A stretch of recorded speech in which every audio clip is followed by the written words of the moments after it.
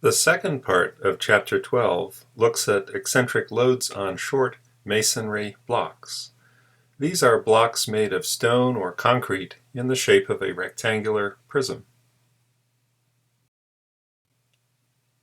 Here's a short masonry block with width d, depth into the page b, and height h.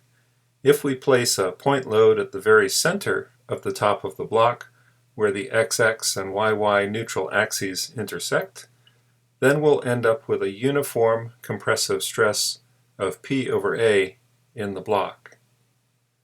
The reaction stress in the floor will be uniform from left to right and from front to back.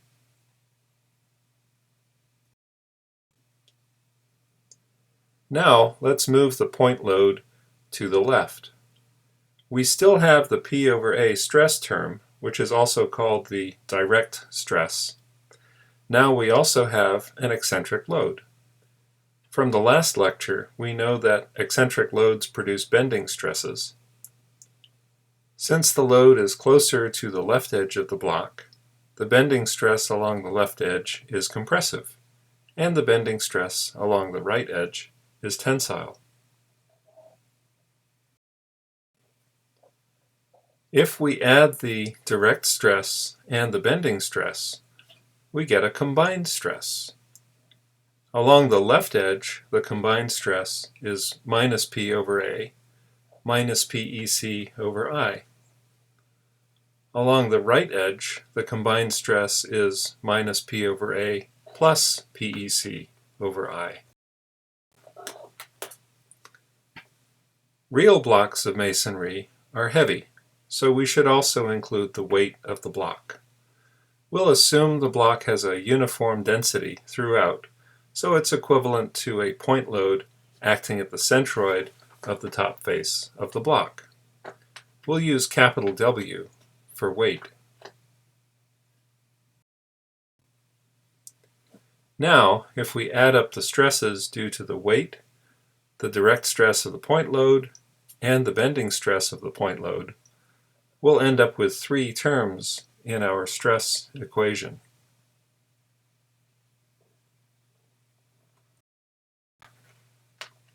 How do we calculate the weight of the block?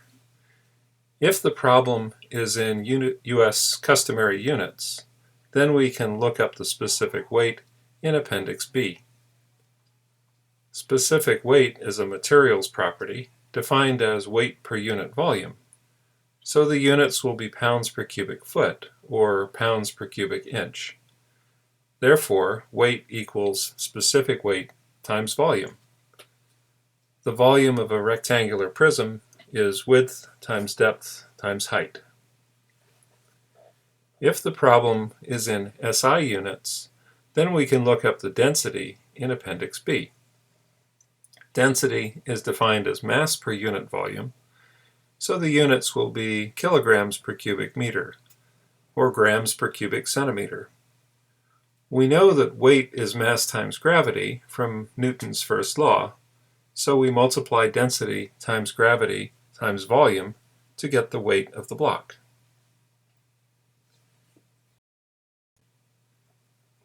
Now let's make the problem a little more interesting. We'll shift the point load to the right and towards the front. We're moving it in both the x and y directions, which means we will need one more term. There are two different moment of inertia terms, I sub x and I sub y. They refer to the x and y axes marked on the top of the block. Since the top face of the block is a rectangle, the moment of inertia is 1/12 the base of this rectangle times its height cubed. Not the height of the block, the height of the rectangle. We'll see how to do this next. Also, we're going to label the four corners of the block as capital A, B, C, and D. Corner C is at the back left. Let's solve a problem with numbers listed at the upper left. First, we calculate the weight of the block by multiplying the specific weight by the volume of the block. Next, we calculate the direct stress due to the weight of the block. It's minus 3.47 psi, a compressive stress. Next, we calculate the direct stress due to the point load. It's minus 5.79 psi. We will need to calculate the moments of inertia of the top face of the block about its x-axis and y-y axes. The picture at the lower right shows a plan view of the block with the four corners marked capital A, B, C, and D. If you're bending about the x-x axis, then the load is shifted to the front or the back. The rectangle has dimensions lowercase b and lowercase d.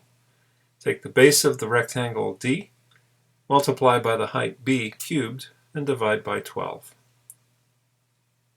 If you're bending about the y-y axis, then the load is shifted to the left or right.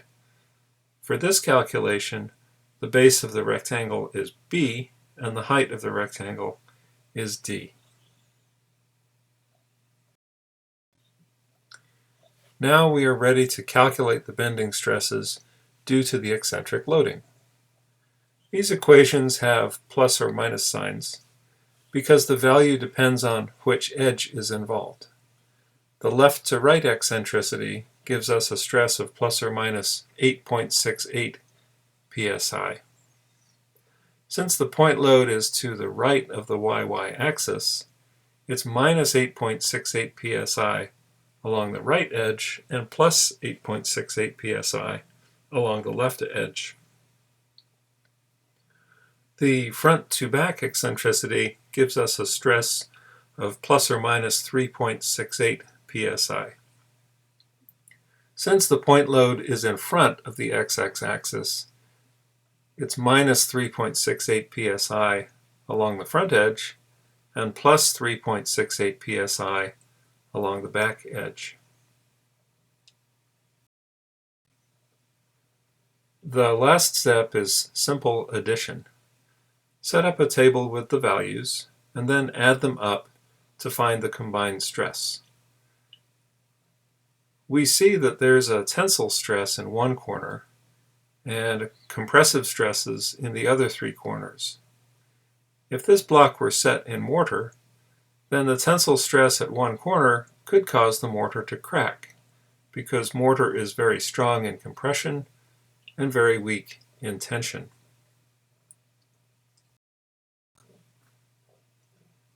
Here's an interesting question. If you shifted the point load on a block, how close to the edge could you place it so that the stress along one edge is 0? We'll move the point load to the right, which puts the right edge into compression and reduces the tensile stress along the left edge. At some eccentricity E, the stress along the left edge will equal 0 if the sum of the stresses along that edge is 0. Add up sigma W, sigma P, and sigma bend. Set them equal to 0 and then solve for E.